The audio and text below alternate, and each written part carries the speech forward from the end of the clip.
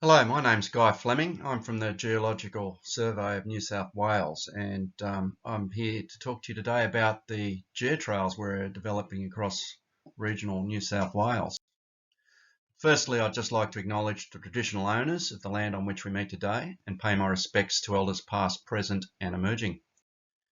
So in New South Wales, the Geological Survey and its partners are working together to make earth science and geoheritage values more accessible to the New South Wales public. And we think that the geotrails are ideal vehicles for promoting geoscience awareness and regional geotourism, and they provide new and engaging visitor experiences across New South Wales. Just to define geotrails, they're basically about a journey. So it's a journey linked by an area's geology and the landscape as a basis for providing visitor engagement, learning and enjoyment. And the products we produce to support geotrails include self-guided tour apps, brochures, and web content primarily.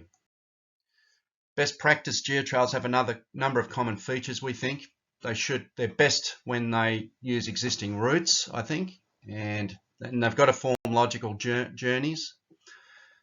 And they have a cohesive story as well as a story about the geology. It's all got to fit together and make sense. And they should incorporate other themes such as biodiversity and culture. This includes Aboriginal heritage and mining heritage and other features. They need to be visitor-centric. They need to meet the needs of the visitors and the local stakeholders, and they should be produced collaboratively, getting local stakeholders and community involved from day one. So just some more details about our development approach. As I said, we're very much collaborative and consultative. We take a visitor and site-centric approach to design and production for all of the geotrails, and there's a different approach for each site for that very reason.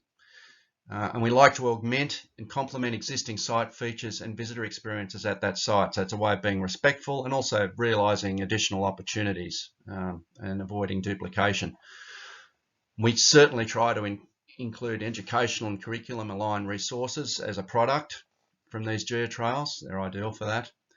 And these other themes, of course, we try to capture during these geotrail production processes when they're available, such as geoheritage and environmental themes, historical or Aboriginal heritage values, and any other preservation considerations.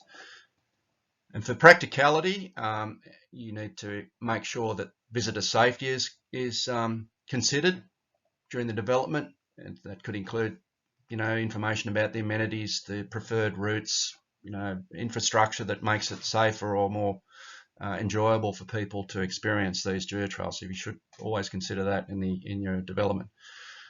The sort of digital content we can include in these geotrails includes things like voiceovers, podcast development or production, video, drone imagery, and virtual reality imagery.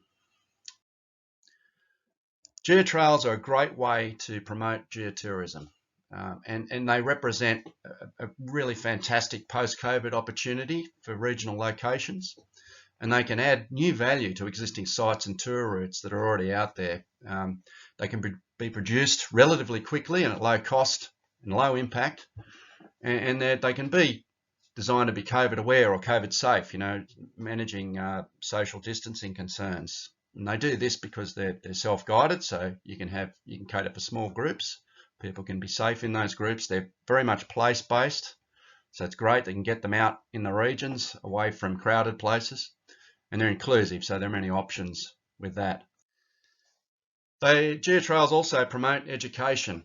So geotrails that we've produced are actively being used by educators now, and Port Macquarie geotrail is an example of one of those. There are local school teachers using the geotrail directly in their curriculum, and our colleagues at the Australian Earth Science Education Unit has produced curriculum materials for the recently released Newcastle Coastal Geotrail, and we're also going to be doing the same for the Warrumbungle National Park geotrails, and there just happens to be a New South Wales Department of Education site in the park there, and they're very much on board with using the geotrail for their teaching. When you look at geotrails, the potential geotrails across New South Wales, there's just so many potential geotrails, too long to list. But these are the ones we've been focusing on. We've produced geotrails at Port Macquarie and Newcastle and at Warrumbungles, the national park there. New ones we've got coming up, Central Darling, primarily along the Darling River. There's another one that we've started field work on at Mutawinji National Park, and for the future we're looking at extending the Central Darling along the rest of the Darling River. Just some overviews now of some of the projects we've produced, the geotrails we've produced. Port Macquarie was opened in May 2018, follows an existing coastal walk, 4 kilometres long. Very collaborative project. We work very closely with the University of Newcastle on the content and production for this.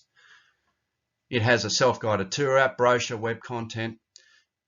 Volunteers were a major part of the production here, and they continue to be engaged and act as guides. It's just been wonderful having them there.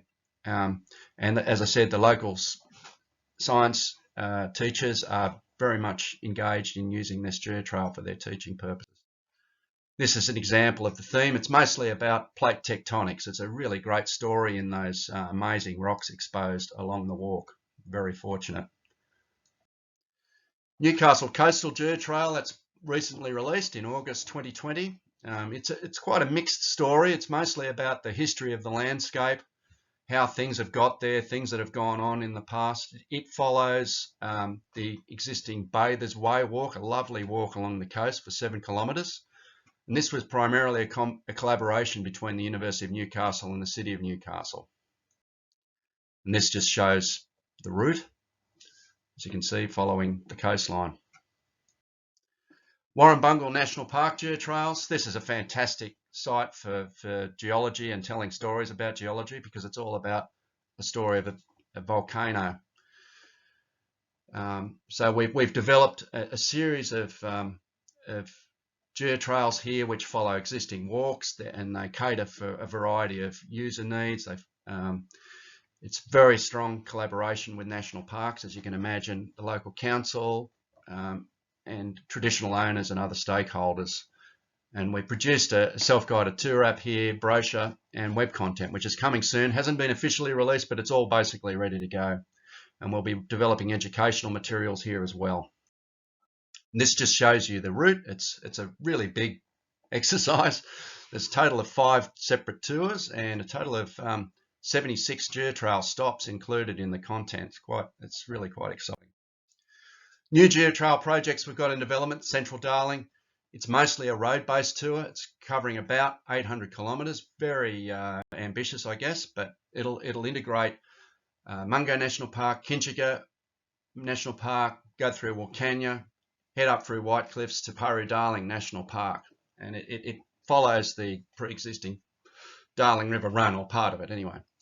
It's been very close collaboration with national parks. They're really engaged, as are traditional owners and shire councils. We've got some tremendous support, and we'd like to extend this project along the rest of the Darling River. Mutawinji, as mentioned before, this one's in progress. Very close collaboration with the Board of Management and National Parks.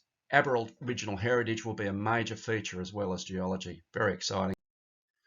This is where you can get the geotrails at the moment. They're up on the app stores. All they're free to download, and there's some details. So at the moment there's just 3 of them: Port Macquarie, Newcastle and the Warrumbungles.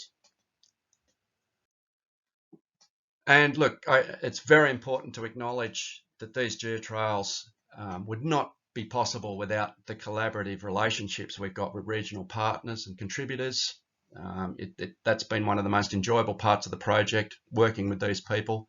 And I'd like to thank also my co-author and geotrail partner, Dr. Ron Boyd at the University of Newcastle. Thanks very much.